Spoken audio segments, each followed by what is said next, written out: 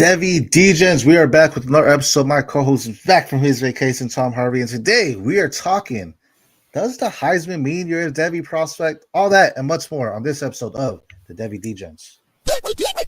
Breaking down the hate, man, we call it like we see it. Finding all the gems while the rest just sleeping. Freshmen to the league, we ahead of the curve. Picking out the next star, put them on the reserve. From the big time schools to the deep cut finds. Gotta know who's next when it's draft day time. Stock rising, playmaking, watch them ball out. Devy Degens, yeah, no doubt. Yo, it's time to talk the future Devy style. Prospects rising, diamonds shining. Only the real ones grinding. Welcome to the Devy Degens, let's go. Let's go.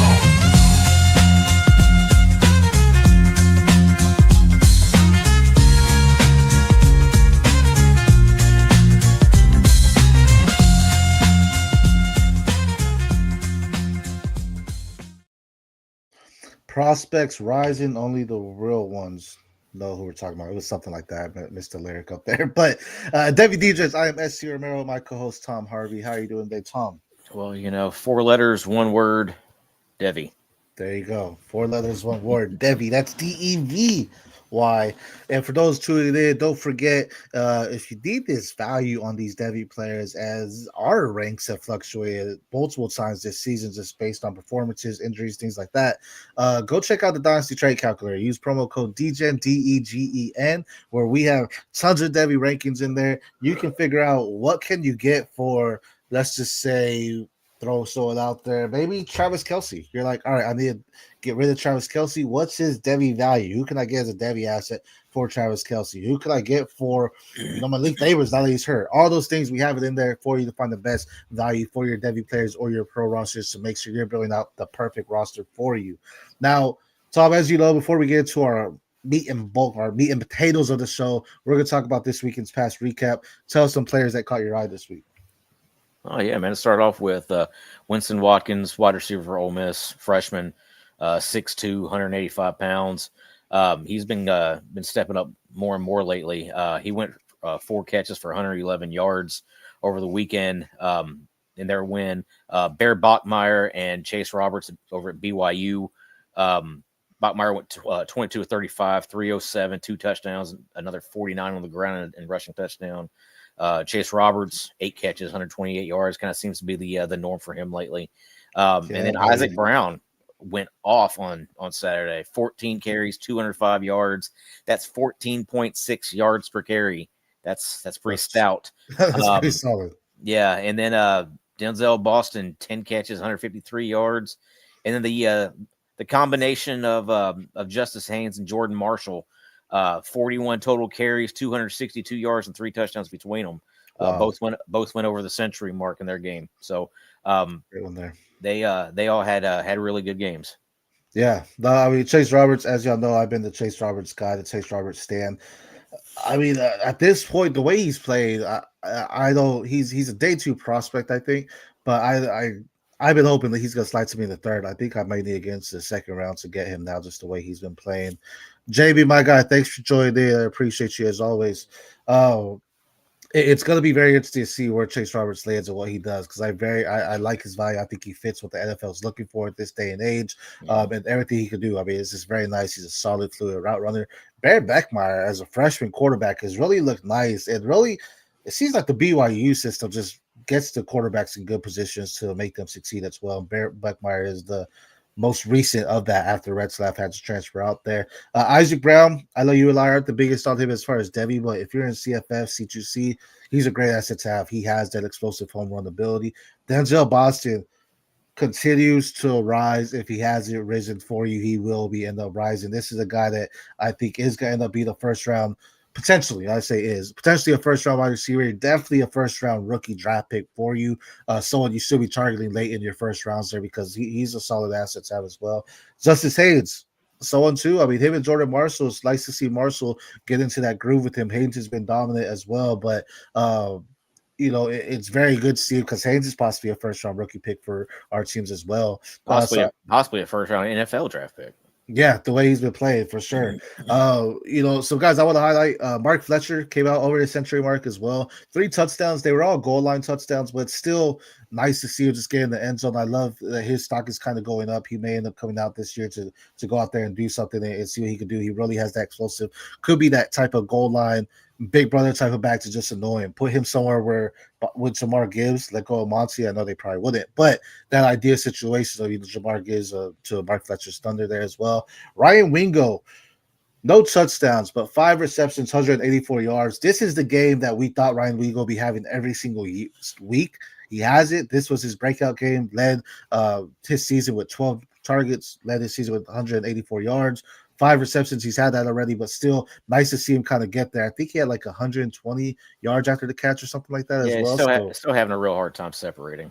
Yeah, to get it, but it's nice to see that he's getting that usage back up again. Another one's Marcel Reed. We're going to get to Marcel Reed a little bit further, but Marcel Reed continues to wow me. The whole purpose of the show is it's really the truth about the Heisman.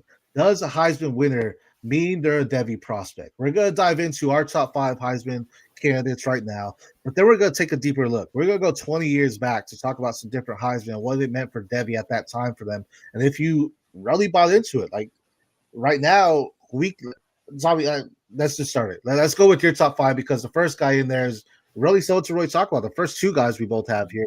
Go into your top 5. I'll say my top 5, and then we'll talk about each player there. Yeah, my top 5 that I give every week in the Devy Times for you. Top 5 for this week: Fernando Mendoza out of Indiana, Marcel Reed out of Texas A&M, Julian Sayin out of Ohio State, Diego Pavia out of Vanderbilt, and Ty Simpson out of Alabama. Now we have 4 same guys just in different areas, and we're missing one. And so my top 5 is Marcel Reed out of A&M, Fernando Mendoza out of Indiana, Ty Simpson out of Alabama, Julian Sayin out of Ohio State, and then Ahmad Hardy out of Missouri there. Even though they took a loss this past week, I still do like Ahmad Hardy for it as well. But so let's talk about Marcel Reed and Mendoza, because those are our guys that are 1 and 2. You know, we have them flipped around there. Let's start with Mendoza first, because that's your top guy, and then we'll talk about Marcel Reed. What to you makes Mendoza a Heisman player? Prototypical. He has prototypical size. I mean, this is what makes him a Devy prospect, in my opinion. But right. What makes him the top Heisman candidate here is that, just every week he seems to put up, really, really good numbers, and his team is, top 2 in the country. Right. This is a best player in the, this is supposed to be a best player in the country award. Right. It's really strayed away from that a lot. Meaning that it's really meant for the best player on the best team nowadays. Yeah. Okay. Fair. Last year was a little bit of a caveat just because you had such a unicorn in Travis Hunter. Yeah. In the past you've had guys like Jaden Daniels, who was clearly the best player in the country, right. even though his team didn't really perform at that level. Right. You had Lamar Jackson, did the right. same thing, but mainly it's been the best player on the best team, right? Right. And Fernando Mendoza has that going for him right now. Best player on, arguably the best team in the country. For sure. And he's putting up great numbers every week. Right. He had an interception over this past weekend, but that was really just off a tip ball at the line.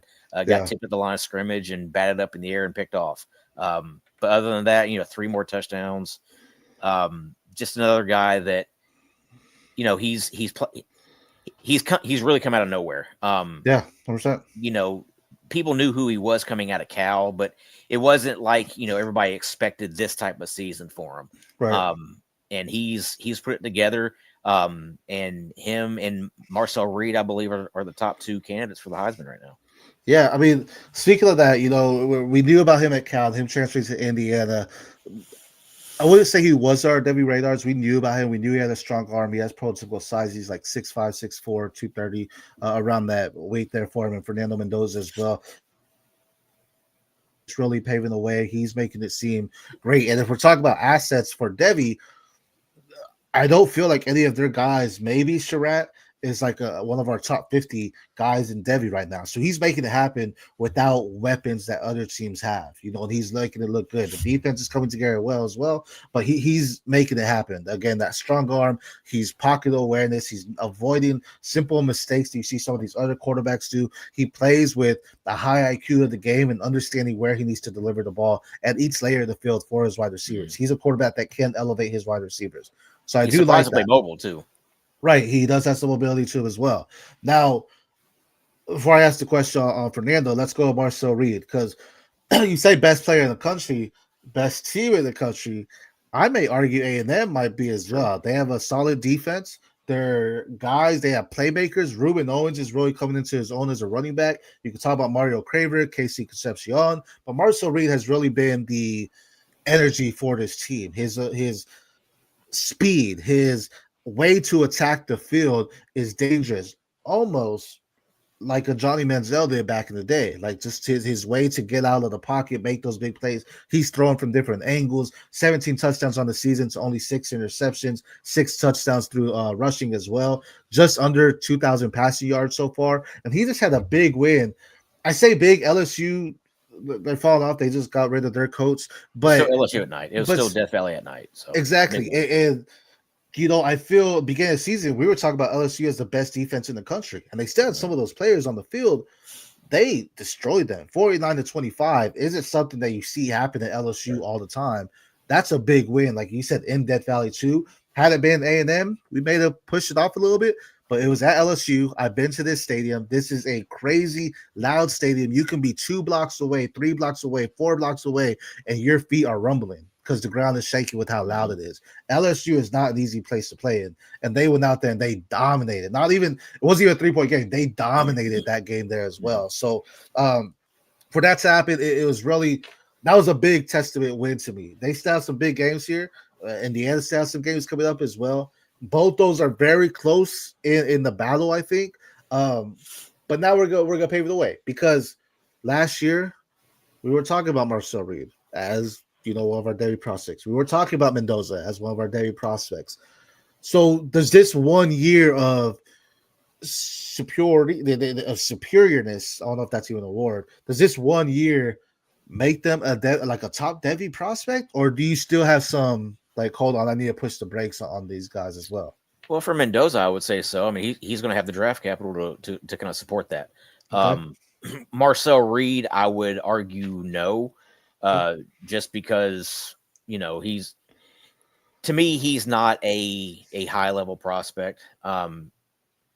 You kind of comped him to Johnny Manziel earlier. That's kind of the size he is. He's a much better runner than what Johnny Manziel was. Johnny could just Johnny Football could just create out of the backfield. He was a really good scrambler. Marcel Reed is fast, electric. I just don't see him as a big time NFL prospect, especially at that size. He's really tiny, about 180 pounds. That's really small. Bryce Underwood, he's taller than Bryce Underwood, but he had that same kind of Bryce Young, size. Bryce Young, sorry, Underwood, what I was talking about. Bryce Young at least has the arm to support it. Devy mindset. Yeah. Yeah, for sure. Bryce Young has the arm to support it. I'm not sure Marcel Reed does. Fair. Okay. And Bryce Young is really a wizard in the backfield. He escapes pressure like nobody else. Just really, he's really good back there. Marcel Reed to me is a runner who plays quarterback. He's an athlete who plays quarterback. He's doing it extremely well, in an extremely high level for the college game. I just don't see him as a next level type of player. There was a time we'll talk about another Heisman candidate where they thought he was a quarterback, and he's been a top prospect in NFL as well. But before we move on to the past Heisman winners, and we'll talk again, break it down here. Let's go on to one of our next guys here, because you brought up Julian Sayin. That's who I have at number 4. I do have Ty Simpson above him. Julian Sayin right now leads the country in completion percentage with 80% completion. Absolutely doing phenomenal. It's easy to step in. I say this lightly because it's not easy to play college football. All these athletes do phenomenal. It's a good game. But it's easy to step into a team like Ohio State, have weapons galore, like probably from top to bottom, the best weapons you can have in college football as far as wide receivers and go out there and succeed. It's not necessarily easy to have 80% completion. So he is throwing with accuracy. He's going out there doing some big plays. He also moves with some mobility in the backfield as well. So, I mean, you talked about the best team in the country or playing for the best team in the country. Ohio State's number one, undefeated, defending national championships. Why is Sayin not above that? Sayin's not above them because he's not the best player on his team. Okay. Best player on his team is 100% Jeremiah Smith. Right. And everybody knows that. Julian Sayin has had an incredible season, which is why I have him there. Right. But to put him over Mendoza and Reed right now, I think is a little irresponsible just because, again, he's not even the best player on his team. The Heisman has really turned into a quarterback award. Because it's fast. Okay. So, Jeremiah Smith's not going to get the love. Also, Jeremiah Smith doesn't necessarily have the numbers to back it up this year. Carnell Tate's gotten a lot more involved. Right. But credit to Julian Sayin for getting everybody involved the way he's supposed to be getting them there. Right. Especially for a true freshman. You don't see true freshmen or redshirt freshmen. Right. You don't see freshmen in general getting it done like this. I know there's been a few in the past, Johnny Menzel, Tim Tebow, Sam Bradford, guys like that. But I mean, Julian Sayin, he has the benefit of being able to play with all those weapons. Plus, Ohio State has the best defense in the country, right? So, so he's standing right there. There you go. Yeah. So, Sayin belongs there in the top 5. I think I'm being a little generous, maybe putting him there at 3. But with the two guys below him kind of having subpar games this past week, I jumped him from number 5 to number 3 this week. That's fair. Jamie, to answer your other question, no, I haven't. I will check it out after the episode, though. I appreciate you doing something like that for us. Sayin, I absolutely love him.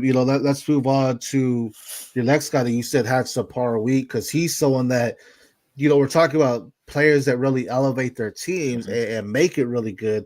None of us are talking about Vanderbilt as a top team in the SEC, yet here they are. And the reason behind that is because Diego Pavia really running and using his grittiness to really make plays happen, getting the ball down the field as well, being an all-star for that team as well. He, like you mentioned, he has subpar games, so you kind of put him there. But let's talk about him. I mean, is he a Heisman candidate? So he's obviously a great college athlete. Does that make him a Devy prospect for you? Kind of a lower end guy. I would say he's more of a Devy prospect than what Marcel Reed is. Okay. He's thicker for one.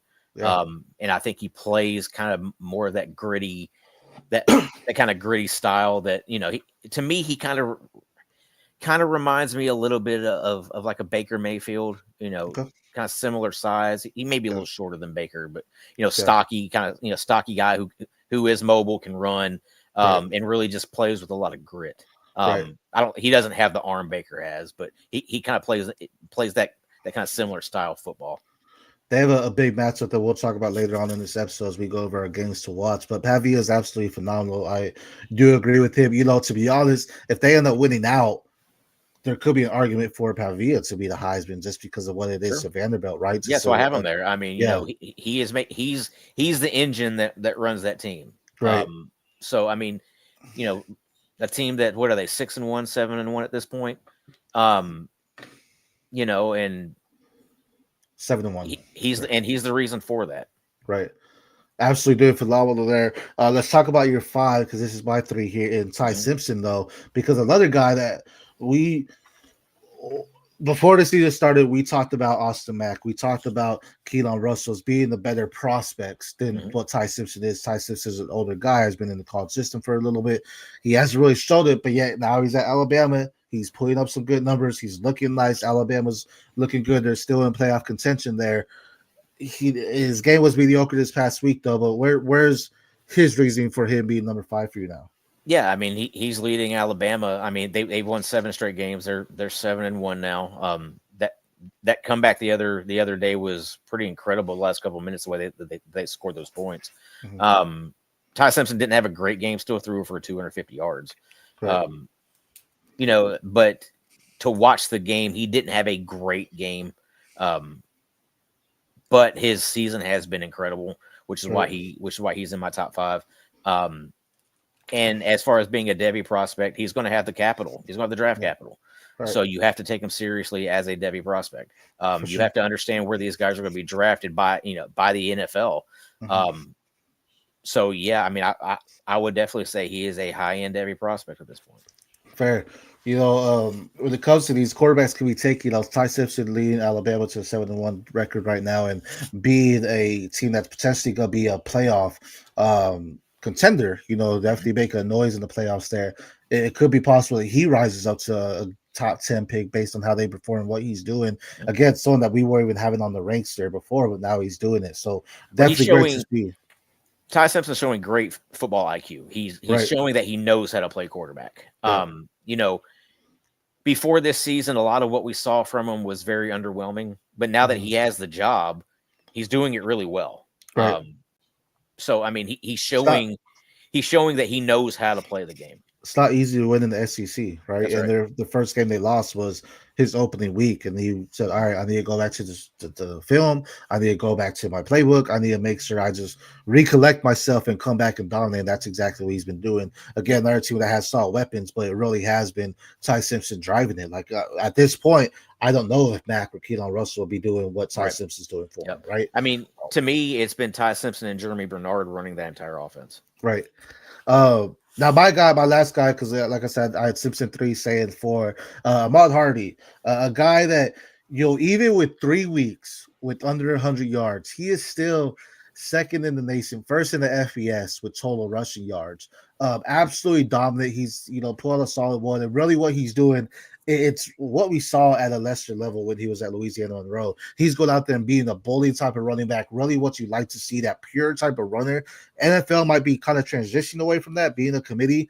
You still have some teams that want that type of runner that Ahmad Hardy is. So I feel what he's doing in the SEC at Missouri, maybe if he was at Alabama, maybe if he's at Georgia, we could think a little bit differently. But at Missouri, he is a big part of that engine that keeps it moving. They took an L this past week, but Ahmad Hardy has continued to show me that he's an excellent runner and that he can go out there and make some big plays for his team. And I think he deserves, Heisman talk as well. Any thoughts on him? I would say the last 3 weeks he's taken a hit. His numbers haven't supported a Heisman contender. For running backs, I would have Jeremiah Love and Justice Haynes over him. Okay. Even Jonah Coleman, honestly. Yeah, Coleman's coming up. I think all their numbers have been substantially better recently over the last 3 weeks. Okay. And Justice Haynes, to me, he would be number one as far as running backs for the Heisman, in my opinion. Plus his team, is legitimately going to be 9-2 going into the last game of the season against Ohio State. So they're going to have a shot at the playoffs. Yep, and they're going to have a shot to really pull it upside down and upset Ohio State too, because I think that's something that could happen there. So those were our 5 there. Okay, so when it comes to, we said Mendoza, where he's at, Devy prospect, right? Possibly the 101. We will get into our drafted here, but he's definitely a first round. You're going to see him go in the first round of your rookie draft. That's what we're saying. Marcel Reed, probably a college quarterback, but if he wins the Heisman, does that push him out? Maybe if it was his senior year, it's not. He still has some time to play. So for that, I don't. He looks like a great college player right now. I don't know about Devy prospect. You agree with that? Yeah, I mean, I'm not sure who all remembers Charlie Ward back in the early 90s with Florida State, but he basically the same type of guy, basically the same type of player. Charlie Ward was the best player in the country. He just wasn't an NFL guy, and there's nothing wrong with that. That's just that's just what their game supports. I'm not sure Marcel Reed's game supports being an NFL quarterback. I think there's a stat like only 1% of the players that play in college get to NFL. So you gotta think you might be a great college prospect when you get to the NFL, though you're playing the top 1% of the whatever many teams you played, right? So definitely becomes a different beast there. Julian Sayin, Devy prospect or just a college quarterback? No, he's a Devy prospect. Highly accurate, really good arm. Mobile back there in the pocket. Plus he's got decent enough size. What is he, 6'1"? Yeah. So I mean, it's not like we're talking about a 5'9", 5'10" guy back there who weighs 180 pounds. Right. We're talking about a solidly built 6'1" guy who can sling the football. For definite sure. Devy prospect. Agreed, especially what he's doing there. You have to bring him in for Ohio State, and I think he's better than Will Howard, to be honest. Ty, or you got Diego Pavia. You said he's a Devy prospect, but does the Heisman Low win Devy prospect. Low win. so does the Heisman win push him up there for you? No, because it doesn't change it. It doesn't change his attributes. Okay, It doesn't change his size. It doesn't. I mean, still a shorter guy. right. Stocky guy, but still shorter. Right. It doesn't change his game. I mean, he plays with heart and grit, and that's what makes him good. Right. Not necessarily his skills. Right. Okay. Ty Simpson, Devy prospect, or 100%. Yeah, I mean, guy's going to be a first round draft pick. You have to consider him high in Devy prospect. we're going to talk about first round draft picks here in a bit, but for sure. And then I have Ahmad Hardy. Devy prospect, yes or no? Yeah, oh yeah. He may be. I mean, he's a top 5 Devy running back at the moment. Yeah. Okay. So outside of Roy Marcel, I think that's the only one we feel like is more college player than NFL Devy prospect there. As of right now, we can say yes, Heisman candidate, Heisman finalist means you're a legitimate Devy prospect. Okay. But let's take a look back because that hasn't always been the case. Or maybe it has, but hasn't always panned out, right? So we're going to take a look back here at our past Heisman winners. Let's go in and say last year we had Travis Hunter, and we're actually going to break it down into 10 and 10. So past 10 years, and then we'll go deeper into the last 10 years. So this is 2024, 2023, moving back. So Travis Hunter, Jaden Daniels out of LSU, Caleb Williams out of USC, Bryce Young out of Alabama, Devontae Smith out of Alabama, Joe Burrow out of LSU, Kyler Murray out of Oklahoma, Baker Mayfield out of Oklahoma, Lamar Jackson out of Louisville, Derrick Henry out of Alabama. Those 10 right there, were they all Devy prospects in that time for you? Because Travis Hunter, I have my things on him. He's obviously someone because, like you said, that unicorn type of guy.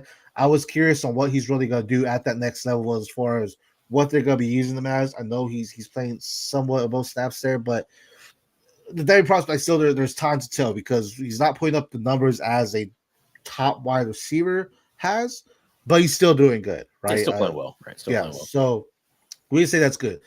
Jaden Daniels, I will say it's kind of getting a little bit scary. We're kind of having some PTSD on Robert Griffin. Very right? very reminiscent of RG3, yeah. And so it's scary. But and this is something that actually when we were talking about Jaden Daniels being possibly a number 1 overall pick, me and you mentioned the hits he was taking at college level. He can't be taking those type of hits.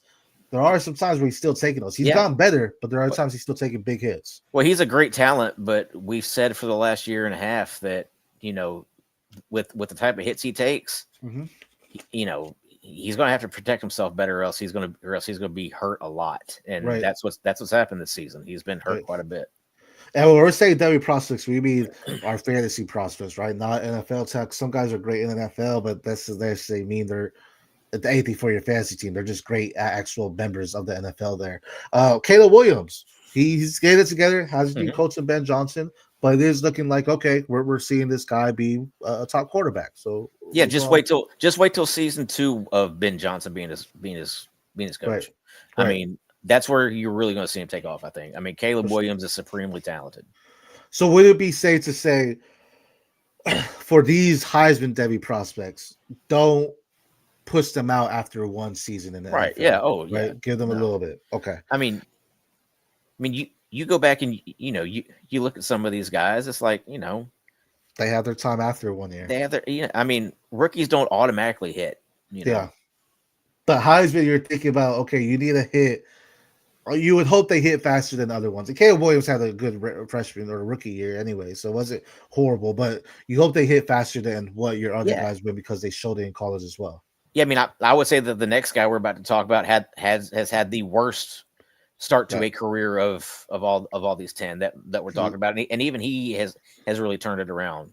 Let's talk about it. Bryce Young out of Alabama. He was a guy. He had a terrible rookie season.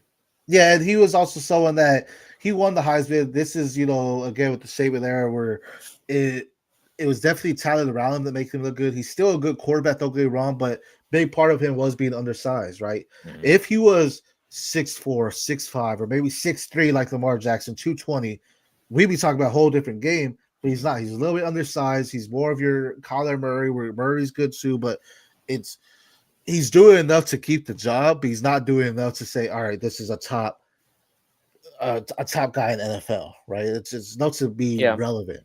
Well, I think with Bryce Young, he, like I mentioned earlier, he is a wizard escaping pressure. That's what he's always done well, and he's very, very smart. Right. Doesn't he doesn't have the biggest arm. He's got an adequate enough arm though for the NFL. Right. He's still able to make most of every throw. Right. But there's going to be certain things that he can't do, mainly because of his size and his strength. Right. You're just not going to see him, sling the ball like a Joe Milton would, right? Right. And because that's not his game. His game is, picking apart the defense, being able to escape pressure, and I think he's gotten a lot better than that over the last year or so. Fair. No, right now, Bryce Young right now has been the biggest fall from Devy prospect to a Heisman winner, right? That biggest difference there. Devontae Smith, but you know what? He's still a starting NFL quarterback and will be for several years. True. So that's true. But I think your time to get him for a first round draft pick has passed. I don't know. Probably, yeah. Maybe so it is if they're trying to compete and need one. I think he's banged up right now, anyways. But maybe someone's trying to get a quarterback, so you might be able to squeeze that out of him because he is going to be a starter. But it's still time's ticking for him. He needs to push further together before Panthers are number one overall pick again. And yeah, I mean, I think in order to get a first rounder for him, it's going to have to be a super flex league one. Yeah. And two, he's going to have to be healthy. Right. Devontae Smith, Heisman winner, phenomenal college athlete at Alabama. Really took a backseat to A.J. Brown somewhat, but he's also someone that, even though he isn't considered your upper echelon wide receivers, like he's not your top 15, top 20 at times, he's still a very solid wide receiver. I think he, being, I guess you can count Travis Hunter, but over the past 10 years, one of two wide receivers taken, he's definitely a great Devy asset. Yeah. I mean, I would say Devontae Smith is a top 15 wide receiver in the NFL. Okay. You're gonna struggle finding 15 guys that are better than him. Right. I think he's right there, kind of. He's pushing wide receiver one level. Yeah. As far as fantasy goes. So yeah. So that you're talking top 12 wide receivers at that point. That's fair. So my opinion, I believe he is a top 15 guy. Fair. And yeah, you could say he's pushed to that. I mean, him and A.J. Brown go back and forth on who has a better game, and they're both dominant for the Eagles there. Joe Burrow, again, a quarterback that definitely a Devy prospect he was coming out, but also someone that it seems he's having some injury problems throughout his career as well. Got to stay healthy. Yep. I mean, he's phenomenal when he's on the field. Yeah. Just the last couple of seasons, it's been difficult for him. And we'll talk about some other quarterbacks that that health, that injury risk really call out to them, and that's been the reason why they haven't been what they are as far as the NFL level. Kyler Murray, I feel like he's depending on who you talk to. If he's a top, I mean, he shows the top guy momentum. He gets you some big points. He could run, all that kind of stuff. He knows that throw. But again, someone that has a Marvin Harrison Jr., a Trey McBride, hasn't been putting up the numbers that you want from a quarterback that may have that. Kyler Murray is definitely hitting that end of the line there, possibly for Arizona, but I think he's still, considered a Devy prospect. Yeah, I mean, he's probably back end quarterback one, right? Mm-hmm. I mean, you're talking top 12 quarterbacks. He's probably in that. Is he's a little bit bigger than Marcel Reed, I do believe, as far as weight. Thicker, yeah, he's thicker. Yeah. So, but smaller as far as size, I think he's more 5'11", where Marcel Reed's like 6'1", but he's a lot, hefty. I thought Marcel Reed was like 5'10". No, he's about 6, but he might be 5'10", 6'. He's good at college quarterback. That's what we're getting to at that point, though. Baker Mayfield. So this was an interesting one because Baker 100%. Mayfield 100%. Won the Heisman, but there was an error where that was more that the Browns really screwed him up for a while. Right. I mean, he's an MVP candidate right now, so 100%. 100% doing his job. 100% doing what everybody wanted him to be doing, especially for him being a number one overall pick. He just went to a terrible franchise. So the Browns, there's franchise there. We won't go through each franchise, but there are some franchises that do demolish those. So there had to be that time though when we were giving up on Baker, saying, "All right, he's done for," because he was at the Browns. Granted, he got traded, behind Stafford, came in, had a great game. Well, he went to Carolina first. He went to Carolina first, and then to LA. Yeah. And then now he's doing his thing out at Yeah. Tampa. Yeah. So, but is there, when that came to it, is there? I guess after your rookie contract, 4 years, you don't put it together. Does that deplete that value for you? There was definitely a time for probably about 2 years where you were thinking that he's probably done. Right. Then he caught on with Tampa. Mm-hmm. Everybody thought Kyle Trask was going to beat him out for the job. He didn't. Baker's been great ever since. I was like, man, Kyle Trask. That's my Florida fandom. I was thinking Kyle Trask was going there, be the next great thing, and he is not. It is Baker Mayfield. Next guy though, Lamar Jackson, someone that you talk about best team in the country. Lamar Jackson at Louisville was phenomenal, and he's so exact replica of what he did in college. He was a great college athlete, phenomenal NFL athlete as well.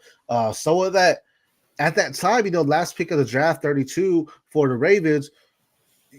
It caught your eye that he went in the first round, but you probably didn't have him up there maybe when it came to the other guys that went in the first there as well. But definitely someone that, made it worth it as far as a debut prospect and Heisman winner.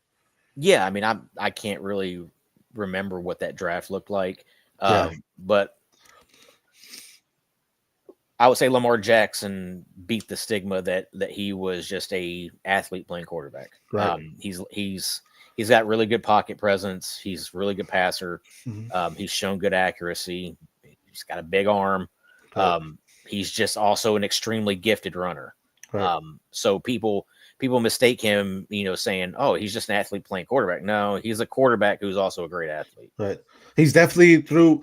I would say earlier on, it's like, all right, dude, you're a great runner, but we need to see you pass it. He has gotten better in the pocket at delivering.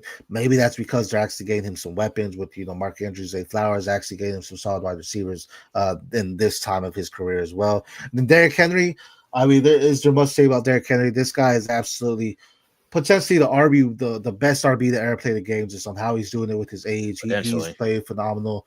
33, I think, and he's still looking like a solid RB1, possibly the top NFL. I know Jonathan Terry is doing great. I know Bijan's there, but still at 33, you're like, this is a guy that the guys that are coming into the NFL are looking up to Derrick Henry, saying, "I will play like he's playing at his age," right? Yeah, I mean, for his size and the type of skill set he has for his size, the speed, the strength combo, it's basically unparalleled. I mean, you're talking a guy like Jim Brown, Right. and Derrick Henry's bigger than that. Right. Derrick Henry actually reminded me of kind of like an Eddie George coming out of Alabama. Right. But he's far surpassed what Eddie George played like. And Eddie George is, right. He was really, really good. Right. But Derrick Henry is a first ballot Hall of Famer. Right. 100% agree. So that was our last 10, the past 10 there.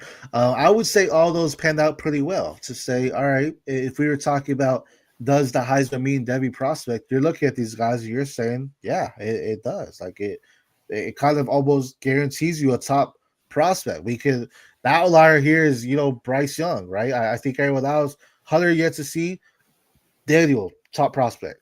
Caleb Williams, top prospect. Young, outlier. Devontae Smith, top prospect. Joe Burrow, top prospect. Kyler Murray is probably right below. He's ahead of Bryce Young, but still top prospect. Baker Mayfield, where he's at right now, top prospect. Lamar Jackson, top prospect. Derrick Henry, top prospect. All those guys look great. So if we were talking about the past 10 years, Heisman means yes, a Devy prospect. Let's dive deeper though. Let's go into the next 10 years. Going on. We have Marcus Mariota, Jameis Winston, Johnny Manziel, Robert Griffin Jr., Cam Newton, Mark Ingram, Sam Bradford, Tim Tebow, Troy Smith, Reggie Bush, and Matt Leinart. That's a whole different list than what that first 10 was. And it's not a pretty as the first one. Yeah, I mean, this is kind of coming, we're going just a couple years past Derrick Henry right here with Marcus Mariota and Jameis Winston. Both of them had their moments. Right. They put up solid fantasy numbers there for a few years. Just last year, Winston had a great moment, right? Yeah. Johnny Manziel, he should have never been drafted in the first round. Yeah. Um, Heisman does that, right? He would, yeah. That's the problem, right? Yeah. But if the Browns would have done their homework, he wouldn't have been taken in the first round. I don't know if the Browns know what that is. Other than Jerry Jones had said he was going to take him in the first round too, which was typical cowboy move. Right. But Johnny Manziel never belonged in the first round. Undersized, didn't have a big arm, always had an attitude problem, and everybody knew it. Yeah. I mean, he didn't belong in the first round. Yeah. He probably barely belonged in the third round. Right. And that would have been taking a shot in the third round, honestly. Right. Just with that size. Yeah, that's a third round risk. Well, I mean, not only the size, but just the personality problems. His attitude, yeah. Yeah. Sure. RG3 would have been really good, had a really good rookie year, and then tore his knee up. And then it was all done for him. That's what the scares for Jaden Daniels now is, because that's what we're talking about with Jaden Daniels. Yeah. And RG3, honestly, had he been healthy, we might be talking about him as a potential Hall of Famer, but that potentially happened. Yeah, he had all the skills. I mean, exactly. His rookie year was absolutely phenomenal. Talk about an absolute phenomenal rookie year, Cam Newton. Yep. He may have had the greatest rookie year possibly ever. The Superman. Yeah, won an MVP. Was fantasy gold there for a few years, and then again, kind of got hurt. Was never really the same again. Mark Ingram had a solid enough career. Was never great, but he was decent fantasy wise. I don't know if he ever lived up to like the top Devy prospect. What do you think about as far as running back? I'd say Ricky Williams didn't either. Yeah. He was a Heisman winner that that really flamed out in the NFL after a couple of years. Yeah, he had some good years, but nothing great. And I would say Mark Ingram had a better career than what Ricky Williams did. Yeah. Sure. Sam Bradford was the number 1 overall pick. Really didn't fit at all in the NFL. Had injuries, was just constantly getting sacked. The Rams had a terrible offensive line back then. Yeah. That organization didn't do him any favors with putting him behind that garbage offensive line where he just got hit every play. Right. You remember David Carr? That was kind of the same issue. Just got hit every play. Yeah. Tim Tebow. This was a surprising one because great guy. But that doesn't make you a good NFL quarterback. Yeah. One of the best leaders to ever play the game. Right. One of the greatest college quarterbacks to ever play the game. One of the best playoff wins to ever happen. Problem is he did not have the NFL skill set, the NFL arm. Yeah. Had that big long lefty delivery. Wasn't overly strong arm. He was a very good leader, and has done a lot for people. But he just didn't have that NFL skill. He didn't have that NFL arm. He was definitely, again, the best playoff wins you probably think of when he, had that 87-yard throw to Demarius Thomas. But other than that, that was it. That was really the peak of his career. And then it just became he wasn't that guy there. Yeah, and then he ended up moving to tight end and just never latched on there. Right. Troy Smith at Ohio State. That probably just wasn't a very good year for the Heisman. He had a good year. I wouldn't say he had a Heisman caliber year. I can't even remember who the finalists were that year. But I mean, again, you're talking best player on the best team type of situation there, right? Because that was year Ohio State won the national title, didn't they? I believe so. I'm actually gonna look up their finalists for that year because I did not have that here. But I agree where he was Heisman, someone that did it, panned out. Heisman. Let's see here. So he finished significantly ahead of second place finisher Darren McFadden out of Arkansas, who had his year. Third place was Brady Quinn out of Notre Dame. Okay. Who won the national title that year? Was it Ohio State? Let's take a look. 06. Still 6. Oh, this might have been no. This was the Longhorns. Is that right? That doesn't sound right. Says this was the year Texas beat USC. No, that'd have been Um, Troy Smith would have been the following year after that, because that was you're talking the that year was the year Reggie Bush before. won. Yeah. So what year did Troy Smith play? Or So that would have been Ohio State.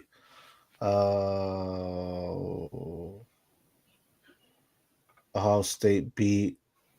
No wait, it was LSU. What? No, that's basketball. Sorry, I'm mixing things up. Apologize. BCS National Championship. It looks like it might have been LSU. No, Florida. Florida won against Ohio State though. Florida okay, won 41-14. okay, but still, you're talking the best, the best player from one of the top two teams in the country. So there you go. Yep, he And said it. It is there. yeah, there you go. So Troy Smith, I don't know if he I mean, you could argue that nobody really deserved the Heisman that year. It just happened to be given Right. to Troy Smith because best player on one of the best teams in the country. Right. Reggie Bush, one of the most electric players you've ever watched play in college football. But Okay. he was a little undersized. He I don't think his game was ever going to really translate well to the NFL. Mhm. He was just an extremely electric college player. 100%. One of the greatest college players to ever play. Probably You my know, favorite tape to watch. yeah. You look at it. To me, Reggie Bush and Peter Warwick, Hmm. whenever Warwick played for Florida State, Hmm. those guys could stop on a dime, man. Hmm. Just unbelievable juke ability. Great stop and go. But neither one of them translated to the NFL very well. Well, I think with Reggie Bush, it was. I think it was against Brian Dawkins. I don't think that might have been. It was against the Eagles, where welcome to NFL type of hit. He got laid out, and he Oh wasn't yeah, the same after that. yeah, So that was, yeah. Kind sometimes of, that's just happen. kind of bounced around a little bit. Right. Had a long-ish NFL Mhm. career, just Right. was never really elite. Right. Well, And he then was at the cross level. and then the last guy we're going to talk about here is Matt Leinart. Hmm. Never had NFL arm strength. Right. Again, another one of those kind of long lefty deliveries. Right. He was also kind of he wasn't very mobile, kind of and especially for his size, he wasn't a bigger guy. So you would think with his size, he would have been a little bit mobile. Right. But no, he was kind of a lumberer, and didn't have elite arm strength.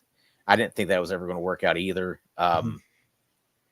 Yeah. He went 12th to the Cardinals. Is that Yeah, I right? think so. He was definitely top of the team for sure. Yeah, I think he got drafted right after Jay Cutler did. Hmm. Now, Jay Cutler would have been an outstanding NFL quarterback if he would have kept his head on straight. Yeah. He had outstanding seasons as it was, but he was also a nut. He was also a nut job. So Yeah, it didn't last long on him because he couldn't just keep that opposite and keep that different from the NFL career there. So with those guys, I mean, a complete different transition as far as what it panned out. Some of these guys you could say based on energy. Some of these guys you could say they flamed out. Some of these guys had it going, but it really wasn't again a top Devy prospect like Mark Ingram, Cam Newton. Cam Newton gave you some QE1 seasons. Mark Ingram gave you some big, RB1 weeks, but through those guys, I mean, there wasn't much of it. And would you say though that has to do with just the way college football has transitioned to more development as a pro level? Because I feel back in the early 2000s, you had upper echelon teams was like these are the guys going pro. These teams now. I feel it's so diverse in the country. You can go to Washington, you can go to Tennessee, you can go to our different programs. Michigan State, for example, we're saying Nick Morris that are developing guys to be valuable Devy NFL caliber prospects. Is that the reason why, or? I think there's a couple different factors in there. I think, for one, I think NFL teams have gotten smarter with the way they scout. Okay. So you don't see a whole lot of top end of the draft busts anymore. Yeah. I mean, obviously there's still going to be some, but you don't see just a ton of them the way you used to. You don't have a Ryan Leaf or a Jamarcus Russell or anything like that anymore. For the most part. And more of it is that these guys are getting better nutrition. They're getting That's true. they're getting better training. They're getting better coaching because a lot of this stuff, is getting passed down from the NFL. Right. So they're more developed and more ready to make that jump to the next level. It's a better funnel. Yeah. And another thing is that I think more and more kids are specializing now, where they're not to where like they're training 365 days a year for these individual sports. Right. I know a lot of kids still play multiple sports, but for the most part, guys take one sport more seriously than they take the others, so they train more for it. They figure out which one they're going to do and say, all right, I'm sticking with that. Yeah. I mean, you have a kid, in the 8th grade who may throw, high 80s in baseball. So guess what? They're going to be trained to be a pitcher. Right. For sure. They may play some basketball and, in football in high school. Fine. But for the most part, their focus is staying on what they're great at. Right. 100%. That makes sense. I do agree. I like how you said. I do think that focuses and nutrition is obviously a big thing. I mean, with injuries, you talk about them. We're seeing guys come back faster, come back even better post-injury at sometimes, just because of what's available to them as far as medicine, as far as, like you said, the nutrition and what they can do workout-wise and health-wise. And you get a lot of these forward coaches, like you said, bring that funnel down to them as well. Yeah. Well, that and, medically, there's been so many there's been so much progress made in developing surgical techniques that get these guys back to the field quicker. Right. The guys who would have Tommy John and their career would be over 20 years ago. Right. Now all of a sudden they're not. Sometimes they may not even go have Tommy John. They may have the internal brace put in. Right. And they're back, they're back pitching 6 months later. Right. We could say ACL injuries, for example, for running backs. That used to be the death sentence for them. And now it's like, you get an ACL. I'm not worried. Achilles is a different story, but you get an ACL. It's like, all right, I'll hold out on you. You're still going to come back there. So, I mean, so Tommy, we talked about our top 5. We talked about the past 20 years of Heisman. I'm going to ask you this question. Does a Heisman winner mean they are a legitimate Devy prospect? I think nowadays it probably does. Okay. You go back 15 years ago, maybe not. Right. You go back into the 90s and definitely not. I mean, I mentioned Charlie Ward earlier. Yeah. He was nowhere near being an NFL prospect. Right. Which is why he went and played in the NBA, because he was a much better basketball player than he was a quarterback, right? Right. And he won the Heisman. Yeah. You look at Troy Smith, even within the last 20 years, he was never going to be an NFL prospect. I know he latched onto the Ravens for a couple of years or whatever, but he was never a legitimate NFL player. Right. It just goes, kind of goes, it especially once you go past these last 10 years. Right. You can start to see guys. Marcus Mariota had a couple good seasons, still in the NFL. Right. Jameis Winston, a couple good seasons, still in the NFL. Johnny Manziel was never anything. Robert Griffin III would have been great, got hurt. Cam Newton had a great start to his career, got hurt, was never the same. Mark Ingram, decent NFL career. Sam Bradford, really nothing. Tim Tebow, really nothing. Troy Smith, really nothing. Reggie Bush and Matt Leinart, minimal. Right. So you go back to, I mean, like Michael Vick didn't even win a Heisman and probably should have. Right. That year, Chris Weinke won it. Michael Vick probably should have won it. Right. Yeah. Vick definitely got screwed there on that one, because he was a great prospect there at Virginia Tech as well. But I mean, that's where it comes in. I think when it comes to these Heismans, it definitely puts you further on the radar for them, because obviously they're doing stuff. To your point on playing on the best team, that's something you gotta watch out for. And that's why I always say it's transitioned into more. I mean, I guess 3 years, 20 years, it's been more of a quarterback award. Same like the MVP in the NFL. It's also media hype. I mean, you go back and you look at the year Peyton Manning did not win the Heisman. Yeah. Charles Woodson won it, a corner who Right. barely played any offense at all, but a corner Right. won it. It was media hype. Peyton Manning was the True. best player in the country that year. I have this for a beer. He says, two Heisman winners in my lifetime never took a snap in the NFL. Jason White and Chris Leak. Yeah. There you go. So I do think they definitely have a better chance. A Heisman win is definitely going to elevate their draft stock. So because of that, you have to take that into account on what they are going to be. And, the value matters in the draft. If Fernando Mendoza wins, let's say he wins the Heisman. Let's say he doesn't go 101. Let's just say I'm certain this NFL scouts are like, we don't like him. Maybe no one's showing up to his birthday party, whatever it is. He's Bill Callahan. That they're like, we can't take him. So then he drops. And let's say he goes to the third round. That the draft capital plays a factor in it, right? So it's obviously going to have to be something like that as well. If he ends up being a top 5 pick, you still got to take that to matter. But there are different levels to making it to the NFL starting position than just the Heisman college football. What we're doing as Devy scouts is we're looking at these guys and saying, hey, we like their game, that we can see it transition to NFL. Right now, Mendoza fits that, where we could see that transition to NFL. The capital should match that. If it didn't, we would still say he could be a good quarterback. It just may take further time than what it would be if he's the first overall pick there. Yeah. Well, I mean, again, you go back 20 plus years, Jason White won a Heisman. Right. Josh Heupel finished second and never played it down in the NFL. Yeah. So that definitely plays, and that's he may have gotten on the field, but he was never. I mean, he was never a starter. He was never a starting quarterback. I mean, I think he did. Did Heupel play for the Titans? Maybe way back then, probably. Yeah, but I mean, but I don't know if he started. Right. I mean, he was never a starting quarterback. Right. I mean, if he got on the field, it was in like a limited, backup role. Right. And it was very, very short lived. Right. But again, you're talking guys who, finished, runner up, third, fourth in the Heisman voting that really are never heard from again, as far as playing. Yeah. Because sometimes, you get the Heisman win and you're second and you don't even get that capital as well. The capital is going to play a big factor. And that's why what we do isn't easy as far as calling out these prospects. As y'all notice, we have been wrong on some of them. We've been right on a lot of them too. But it's not easy because sometimes they may be the best talent that we see at a college level, but that capital doesn't make it there.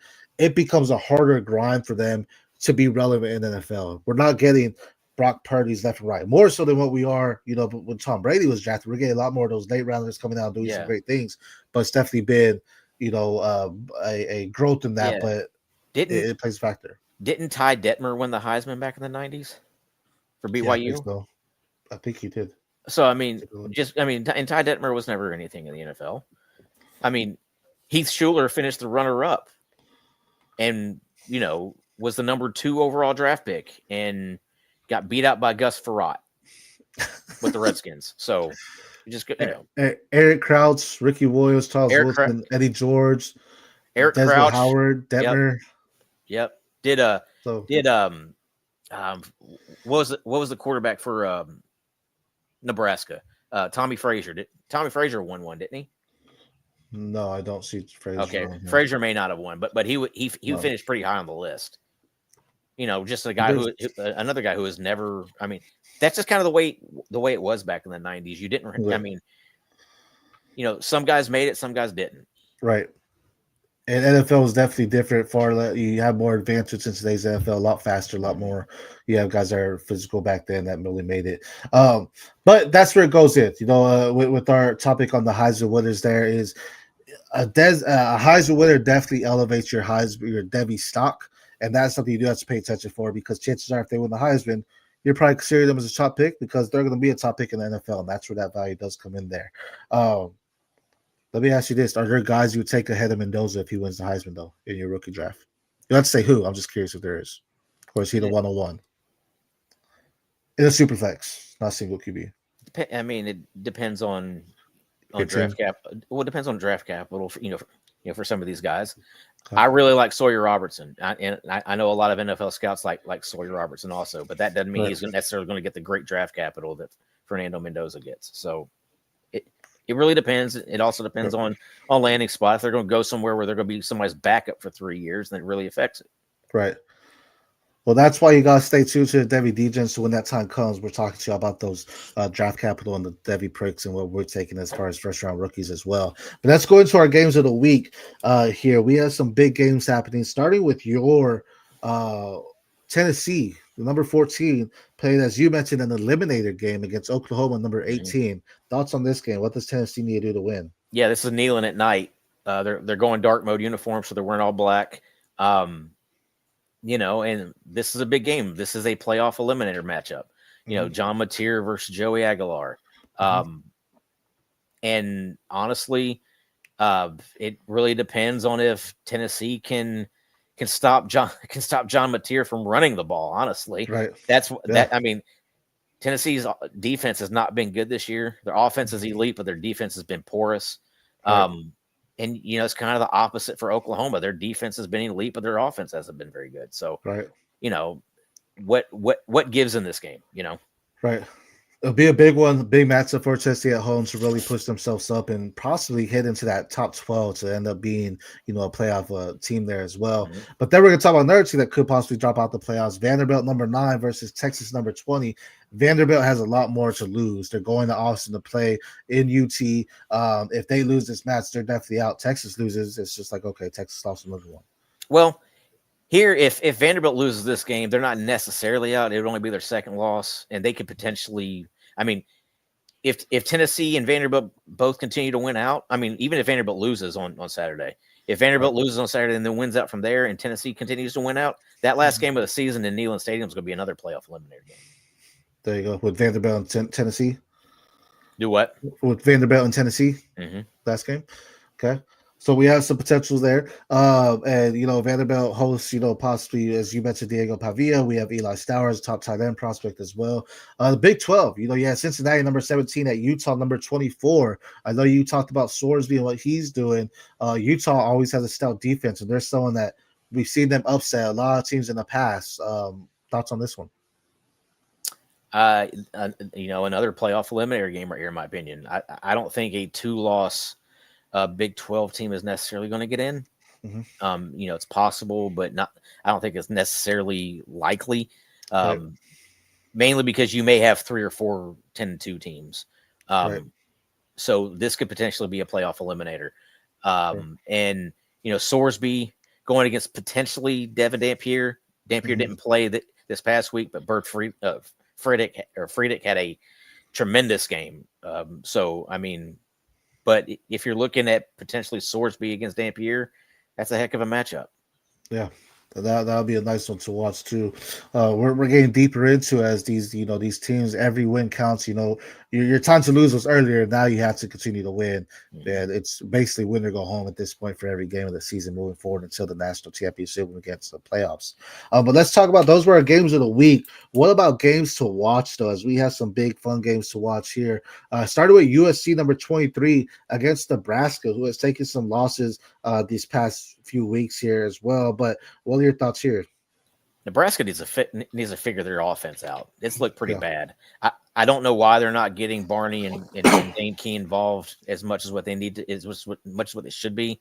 I think, is it Neziah Hunter? Is that the guy who's been getting most of the love there? They really need to figure out a way to get Ja'Cory Barney and Dane Key more involved. I think that would make Dylan Raiola look a lot better also. But USC, Jaden Mayava throwing to Jacoby Lane and my guy Mekhi Lemon. And then they got King Miller was really basically a glorified walk-on who's now taking the reins because of injury. And he looked really good, his last time out. So this could potentially be a shootout if Nebraska can figure out their offense. Right. And both these teams likely out of the playoffs, but it's gonna be a win. They're both 2 losses, I think, is what I saw. Both 2 losses, so still a big matchup for them, being Big Ten teams there, because could really mess up what USC's trying to do there. Miami number 10 at SMU. You have Kevin Jennings versus Carson Beck, who Miami came back, after a bad loss the week before, came back and won. A lot of that with Mark Fletcher, as I mentioned, 3 touchdowns on the ground there. Thoughts on this game? Yeah. SMU needs to get it together. They just lost to Wake Forest 13-12 Mhm. On Saturday. This was a team that really had a shot to make the playoff, and now they are hanging by a thread. Right. I think they have 2 losses now. They're gonna have to win the ACC in order to get in. Yeah. Meaning they're going to have to get to the ACC championship game and win it. Mhm. And they only have 1 loss in conference, so it's still a good possibility. Mhm. But Miami is quickly falling into that territory too, where they're going to have to win the ACC. If Yep. they lose this one, that's going to be it for them. They're going to have Right. two conference losses, and they're going to be behind like 6 teams already in conference. So, Right. if Miami loses this game at SMU, that's going to be it for them. If SMU loses it, it's going to be it for them too. Is Carson Beck already out the first round? Yes. Yep. Dropped out. Then we have a mainly because he's proven to just be far too inconsistent. He has definite talent, but sometimes his head just ain't there. right. That's a big part in the NFL, and they'll see that when it comes combine season as well. Duke at Clemson. This was a game that Kate Klubnik, Darian Mensah, 2 quarterbacks that can't sling it. We know Clemson lost one of their star receivers in Wesco. Duke has Cooper Bartek, excuse me, doing great things there as well. This should be an actual fun game to watch, though. I think it could be very high scoring. Neither one of these teams look like they play any defense. Right. And honestly, this could end up being TJ Moore's kind of coming out party. Breakout, yep. They lost Wesco for the season. Hope he heals up. I hope he heals up great. Right. Bad injury to something happened to your spine like that. Mm-hmm. But this could be TJ Moore's opportunity. Right. Yeah, he definitely needs to take advantage of the injury to say, all right, I'm a guy that needs to be there as well, especially with the severity of the injury. Again, hope for a speedy and smooth recovery, but we don't know what the future holds there for him. Georgia, number 5 at Florida. Florida with a new head coach there, Lagway, Dallas Wilson. I mean, Florida could be a monster, in the coming years, but this will be a really big game for them playing in the swamp on what they do or how they handle number 5 Georgia. Any thoughts on that? Well, it's in Jacksonville. This is the world's biggest cocktail party down in Jacksonville. It's held there every year. It's just technically at Florida this year because it's considered their home game. It's considered their turn for it to be the home game. But they play this game in Jacksonville every year. And if Florida's going to step up and beat somebody, this is going to be it, right? Yep. They have Georgia, they have Tennessee left. And those are going to be their 2 opportunities to prove that they have also though. Well, that they have something. DJ Lagway is going to have to prove himself, right? Yeah. Imagine if DJ Lagway got Lane Kiffin.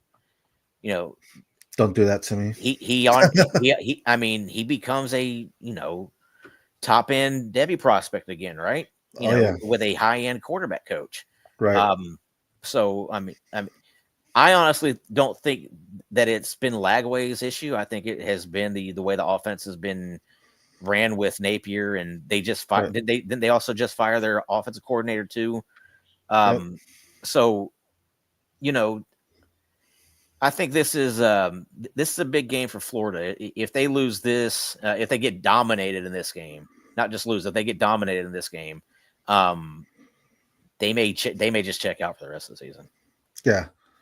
Yeah, it'll be great to see Florida and Lagway just come together and just, if they win out, I mean, me and you will be through the moon. We'll be throwing a party on here. I won't, because that means they would have beaten Tennessee. So. Well, Tommy, we're talking for we're talking about for a QE1. Let's not put that out there. Let's have a great game. Tennessee wins. What's like a 1-point game in Lagway? No. I want them to make Lagway look stupid. They're not going to, because the Tennessee defense sucks. But yeah, because Lagway's him. Let's admit that. We'll revisit that conversation. You'll know if Tommy's on the show if Florida wins or not on that week. But no, I mean, our point is there's still tons of football left to be played. As we know, some of these prospects are looking great. The Heisman, you consider it as a top Devy prospect, and that's something you really got to pay attention to. Maybe not as much as the candidates in it, but the winner definitely so you want taking the prospect because it's definitely going to push them up in the draft stock, which will help you and elevate you because you know they're getting some playing time there as well. For everyone that tuned in for us, we appreciate y'all watching here. Appreciate Dynasty GJs coming in. Kelsey God TD. Appreciate you joining in, Jamie. For everyone that is tuning in with us, we appreciate y'all. We're here every Monday for y'all to talk about weekend recaps and bring y'all something as we are working on an updated Devy mock for y'all to come here soon as well. But until next time, I am SC with my co-host Tom Harvey. We will see y'all. Don't forget, we are the Devy Degens. Later.